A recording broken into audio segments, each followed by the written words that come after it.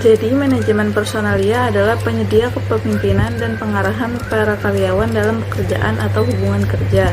Spesifiknya, manajemen personalia adalah perencanaan, pengorganisasian, pengarahan, dan pengendalian dari pengadaan, pengembangan, kompensasi, pengintegrasian, pemeliharaan, dan pemberhentian karyawan dengan maksud terwujudnya tujuan perusahaan, individu, karyawan, dan masyarakat yang bersangkutan.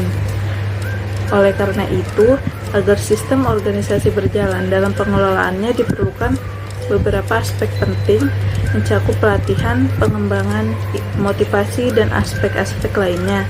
Hal ini akan menjadikan manajemen personalia sebagai salah satu indikator penting pencapaian tujuan organisasi. Ini juga berkaitan langsung dengan fungsi manajemen personalia. Selanjutnya, pengadaan personalia. Pengadaan tenaga kerja mencakup analisis pekerjaan, perencanaan sumber daya manusia, rekrutmen sumber daya manusia, dan seleksi serta penempatan sumber daya manusia.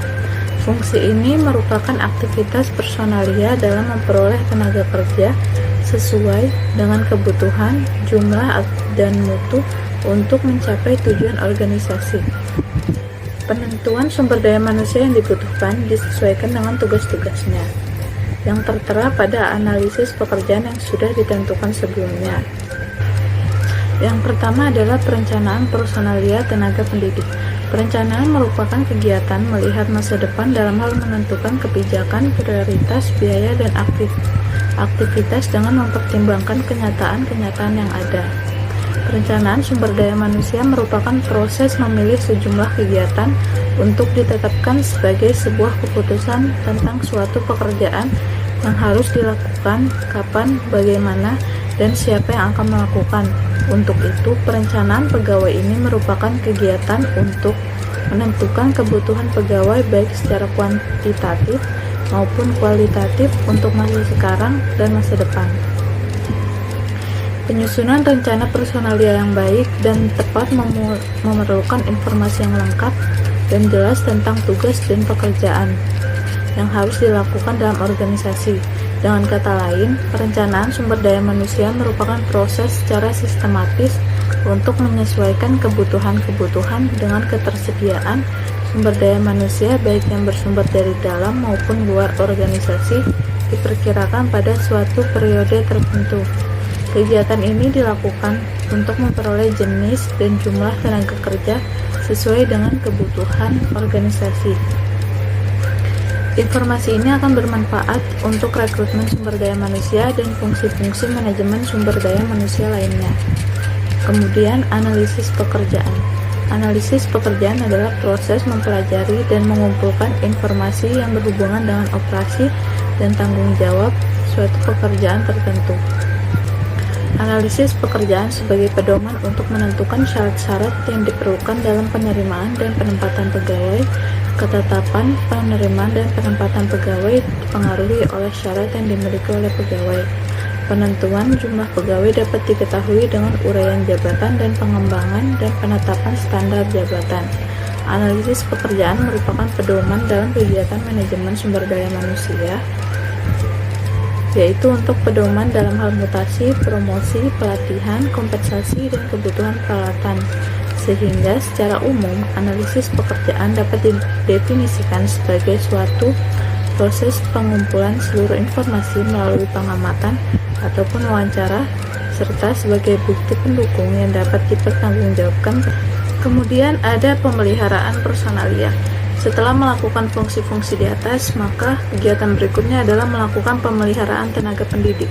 Berarti mempertahankan tenaga pendidik untuk tetap berada pada madrasah sebagai anggota yang memiliki loyalitas dan kesetiaan yang tinggi. Manajer dan kepala madrasah yang berhasil biasanya selalu memerhatikan kebutuhan-kebutuhan para pegawai dan melindungi mereka dari kecelakaan-kecelakaan kerja. Mereka menyadari bahwa keberhasilan organisasi dalam mencapai tujuannya bergantung pada kemampuan para anggotanya. Mereka menyadari bahwa keberhasilan organisasi dalam mencapai tujuannya bergantung pada kemampuan para anggotanya. Oleh karena itu, sangatlah perlu diperhatikan keamanan dan kenyamanan kerjanya. Kegiatan ini berhubungan dengan komunikasi serta kesehatan dan keselamatan kerja para tenaga pendidik. Yang selanjutnya, pembinaan. Kriteria manajemen personalia yang tercapai dan apa yang menjadi tujuannya harus memenuhi syarat-syarat yang menentukan sebagai suatu ciri yang patut ada dalam melaksanakan aktivitas-aktivitas kepegawaian.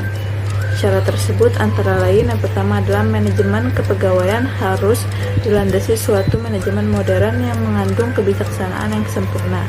Kemudian pembinaan pegawai ke arah produktivitas kerja yang dapat menimbulkan efektivitas dan efisiensi yang dibutuhkan. Lalu pembinaan disiplin dan etos kerja ke arah pencapaian prestasi kerja yang sebaik-baiknya dengan memberikan pendidikan dan latihan kerja. Selanjutnya adanya penempatan dan pemanfaatan tenaga, kemudian mengambil tindakan disiplin terhadap pegawai, lalu peningkatan kesejahteraan untuk masing-masing pegawai mendapatkan kebutuhan yang layak, dan yang terakhir terpeliharanya dan terciptanya hubungan yang baik antara bawahan dan atasan. Berkenaan dengan hal tersebut, maka tujuan pembinaan dan pengembangan pegawai dapat diarahkan pada usaha-usaha untuk yang pertama adalah memiliki jumlah pegawai yang cukup memenuhi persyaratan baik secara kuantitas maupun kualitas sehingga dapat digunakan secara efisien. Yang kedua, membantu setiap pegawai untuk meningkatkan profesionalisme dan kemampuan setinggi-tingginya. Dan yang terakhir, menciptakan suasana dan hubungan kerja yang dapat menimbulkan rangsangan positif kepada para pegawai di dalam berprestasi. Tujuan manajemen personal tersebut menjelaskan bagaimana memanfaatkan pegawai secara efisien dan bekerja sama dengan kuantitas yang dapat dipertanggungjawabkan, menciptakan, memelihara, dan mengembangkan suasana kerja yang menyenangkan antara individu yang bekerja sama. Dan yang terakhir, PHK. Ada 5 penyebab karyawan di PHK. Yang pertama adalah mangkir dalam waktu tertentu. Perusahaan dapat melakukan PHK terhadap karyawan yang mangkir bekerja secara berturut-turut tanpa memberikan keterangan tertulis yang disertai bukti sah. Kemudian melakukan pelanggaran berat atau pelanggaran ringan yang berulang kali. Penyebab karyawan di PHK lainnya karena pelanggaran yang dilakukannya terus-menerus dilakukan. Yang ketiga, mengundurkan diri atau berakhirnya masa kontrak PKWT. Alasan kenapa karyawan di PHK bisa karena karyawan tersebut mengundurkan diri atas keinginan pribadi, kemudian sakit dalam jangka waktu lama atau mengalami cacat tetap. Perusahaan merupakan organisasi yang bertujuan untuk mencari laba. Yang kelima dan terakhir, menurunnya prestasi karyawan. Menurunnya prestasi karyawan dapat menjadi alasan kenapa karyawan di PHK, sedangkan persaingan dalam dunia kerja sangat ketat. Tugas dan fungsi manajemen personalia di lembaga pendidikan non-formal atau pesantren. Tenaga kependidikan bertugas melaksanakan administrasi, pengelolaan, pengembangan, pengawasan, dan pelayanan teknis untuk menunjang proses pendidikan pada satuan pendidikan. Pendidik merupakan tenaga profesional yang bertugas merencanakan dan melaksanakan proses pembelajaran, menilai hasil pembelajaran, melakukan pembimbingan dan pelatihan, serta melakukan penelitian dan pengabdian kepada masyarakat. Prinsip-prinsip Islam dalam manajemen personalia. Yang pertama, memikirkan masa depan.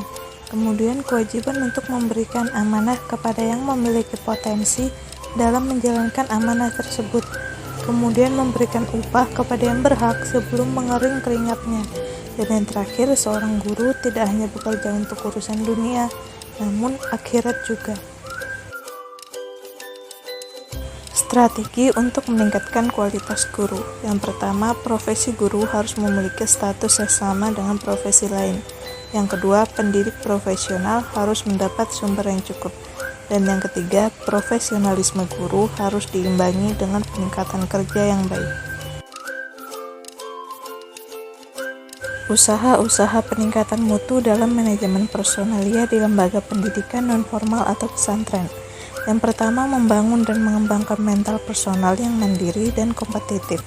Kemudian saling tolong-menolong dalam kebaikan, lalu mengaplikasikan nilai-nilai Islam ke dalam proses pendidikan, dan yang terakhir menanamkan kecintaan terhadap ilmu pengetahuan, informasi, dan teknologi. Sekian yang bisa saya sampaikan, kurang lebihnya mohon dimaafkan. Wassalamualaikum warahmatullahi wabarakatuh.